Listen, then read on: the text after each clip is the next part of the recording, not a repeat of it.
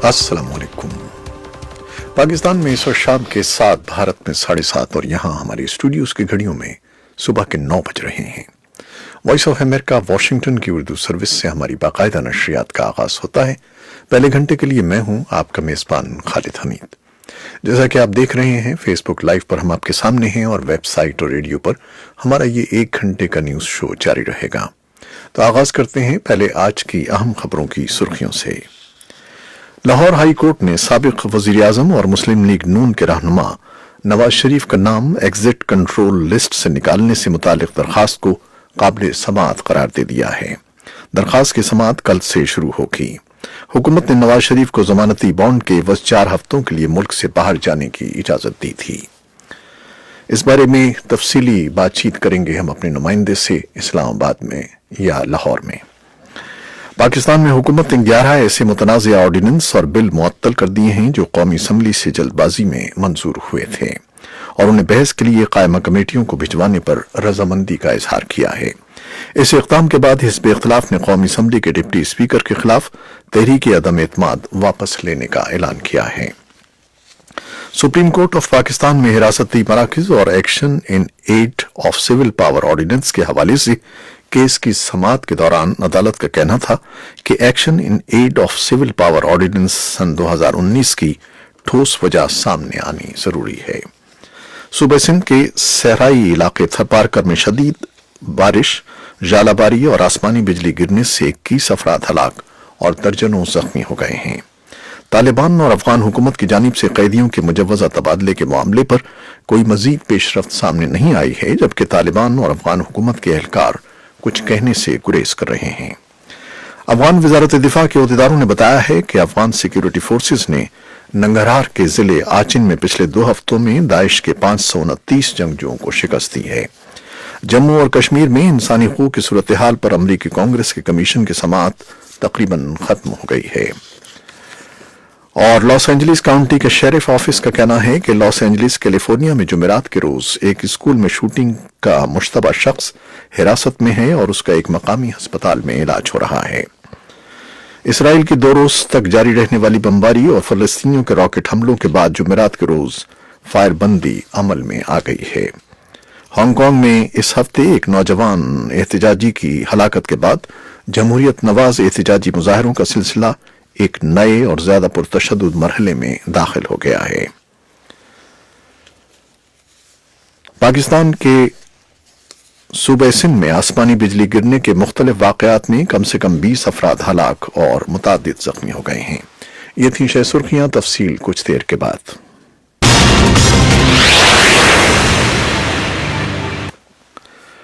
Lahore high court ने मुस्लिम league नून के सदर और कौमी असम्बली में कायदे हिज़्ब इख्तिलाफ शहबाज शरीफ की जानिब से नवाज शरीफ का नाम गैर मशरूत तौर पर एग्जिट कंट्रोल लिस्ट से निकालने के लिए दायर दरखास्त काबिल समाअत करार दे दी है।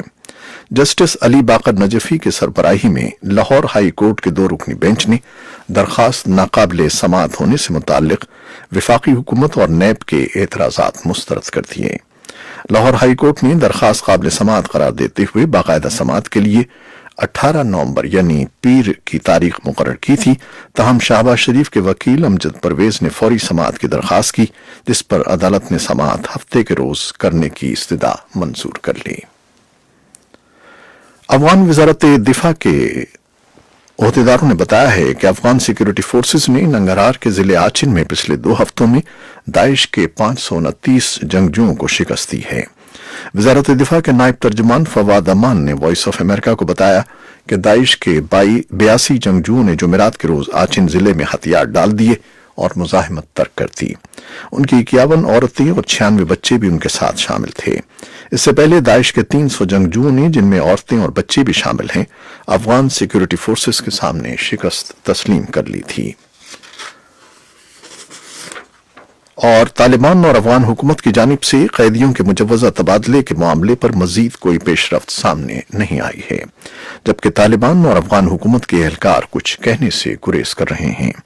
गुज़श्ता मंगल को अफगान सदर अशरफ गनी ने ऐलान किया था कि मगरबी मुल्कों से ताल्लुक रखने वाले 2 मगवी प्रोफेसरों के बदले 3 तालिबान कैदियों की मशरूत तौर पर रिहाई عمل میں آ سکتی ہے۔ انہوں نے یہ بات افغانستان کے قومی ٹیلی ویژن پر نشر ہونے والے ایک بیان میں کہی تھی۔ قیدیوں کے تبادلے میں طالبان ایک امریکی شہری کیون کنگ اور ایک آسٹریلوی شہری ٹیموتھی ویکس کو رہا کرنے والے تھے۔ دونوں پروفیسروں کو اگست سن 2016 میں کابل سے اغوا کیا گیا تھا۔ جموں و کشمیر میں انسانی حقوق کی صورتحال پر امریکی کانگریس کے کمیشن کی سماعت تقریباً ختم ہو گئی ہے، کیونکہ پینل کے 84 میں سے صرف 4 ارکان سماعت کے لیے پیش ہوئے۔ بھارت نے آرٹیکل 370 کے تحت جب سے ریاست کی قومی حیثیت ختم کی ہے، امریکی کانگریس کے کمیشن کا یہ دوسری سماعت تھی۔ ٹام لینٹوس کے ہیومن رائٹس کمیشن میں جمعرات کے روز ریپبلکنز نے پیش ہونے سے انکار کر دیا اور کہا کہ یہ کمیشن جانبدار ہے اور اس کی کوئی اعتباریت نہیں ہے۔ اسرائیل کی 2 روز تک جاری رہنے والی بمباری اور فلسطینیوں کے راکٹ حملوں کے بعد جمعرات کو روز فائر بندی عمل میں آ گئی ہے، اگرچہ اس کے بعد بھی کچھ راکٹ داغے گئے ہیں جس سے امن سمجھوتا کسی قدر متاثر ہوا ہے، تاہم دونوں فریقین کا کہنا ہے کہ فائر بندی مسلسل موجود ہے۔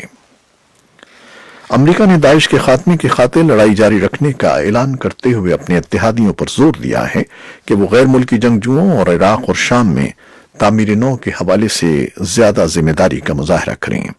اس سلسلے میں امریکی وزیر خارجہ مائک پومپیو نے داعش کو شکست دینے کے لیے عالمی کولیشن کے وزرائے خارجہ سے جمعرات کے روز محکمہ خارجہ میں ملاقات کی، جس کے دوران آئندہ کا لائحہ عمل طے کرنے پر غور کیا گیا۔ امریکہ کے صدر ڈونلڈ ٹرمپ کا کہنا ہے کہ انہیں جو بائیڈن کو شکست دینے کے لیے یوکرین کی ضرورت نہیں ہے۔ سابق نائب صدر جو بائیڈن سن 2020 کے انتخابات میں ٹرمپ کو چیلنج کرنے کی کوشش کر رہے ہیں۔ ٹرمپ پر الزام ہے کہ انہوں نے یوکرین کے لیے کانگریس کی فوجی امداد کو روکا، جبکہ وہ اس ملک پر سابق نائب صدر جو بائیڈن اور ان کے بیٹے ہنٹر بائیڈن کے خلاف تحقیقات کے لیے دباؤ ڈال رہے تھے۔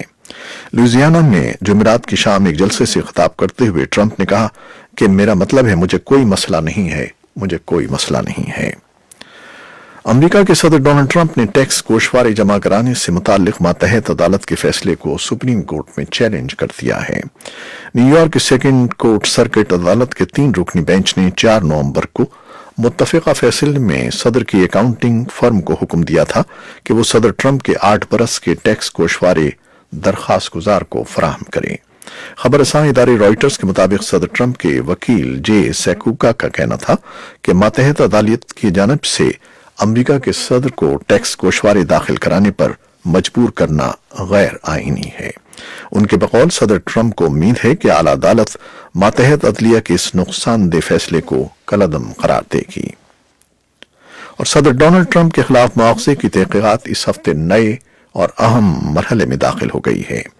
حزب اختلاف کے ڈیموکریٹس باور کرتے ہیں کہ ٹرمپ نے یوکرین پر اپنے ایک سیاسی حریف ڈیموکریٹک پارٹی کے صدارتی امیدوار جو بائیڈن کے خلاف تحقیقات کے واسطے یوکرین پر دباؤ ڈال کر اپنے اختیارات کا ناجائز استعمال کیا۔ انہیں امید ہے کہ ان سماعتوں سے صدر کے خلاف ان کے مقدمے کے لیے عوامی رائے ہموار ہو سکے گی۔ ترکی کے صدر رجب طیب اردوان نے کہا ہے کہ امریکہ یہ مطالبہ کرنے کا حق نہیں رکھتا کہ ترکی کو روسی S-400 دفاعی میزائل کی خریداری ختم کر دینی چاہیے۔ ترک ذرائع ابلاغ کے مطابق رجب طیب اردوان نے اس طرح کی تجویز کو خود مختاری کے حق کی خلاف ورزی قرار دیا۔ وائٹ ہاؤس میں صدر ٹرمپ نے ترک ہم منصب سے ملاقات کے دوران ان پر زور دیا تھا کہ S-400 دفاعی نظام کو خیر بات کہا جائے جو جولائی میں ترکی پہنچنا شروع ہوئے تھے۔ جنوبی کیلیفورنیا کے اسکول میں جمعرات کو گولیاں چلنے کے واقعے میں زخمی ہونے والے 6 افراد میں سے 2 کا ہسپتال میں انتقال ہو گیا ہے۔ شوٹنگ کے واقعے کے بعد 6 زخمیوں کو ہسپتال منتقل کیا گیا تھا، جن میں سے 1 کی شناخت مشتبہ حملہ آور کے طور پر کی گئی۔ بتایا گیا ہے کہ 16 برس کی ایک لڑکی اور 14 برس کا ایک لڑکا ہسپتال میں فوت ہو گئے۔ لاس اینجلس کاؤنٹی شیرف کے محکمے سے تعلق رکھنے والے پولیس اہلکار کپتان کینٹ ویگنر نے بتایا کہ مشتبہ شخص کو شناخت کر لیا گیا ہے۔ اس 16 برس کے نوجوان کا جمعرات کے روز جنم دن تھا۔ اہلکار نے بتایا کہ مشتبہ شخص کی حالت تشویشناک ہے۔ پاکستان کے صوبے سندھ میں آسمانی بجلی گرنے کے مختلف واقعات میں کم از کم 20 افراد ہلاک اور متعدد زخمی ہو گئے ہیں۔ مقامی ذرائع ابلاغ کے مطابق سندھ کے ضلع تھرپارکر کے مختلف علاقوں مٹھی اسلام کوٹ کے نواح میں بدھ کو گرج چمک کے ساتھ شروع ہونے والا بارشوں کا سلسلہ جمعرات کو بھی جاری رہا۔ یہ تھیں وہ خبریں جو فیس بک لائیو پر ہم نے آپ کے لیے پیش کی۔ ویب سائٹ اور ریڈیو پر ہمارا یہ 1 گھنٹے کا نیوز شو جاری رہے گا، ہمارے ساتھ رہیے گا۔ کیمرہ مین فواد الیاس کے ساتھ فیس بک لائیو سے اجازت چاہتے ہیں۔ اللہ حافظ۔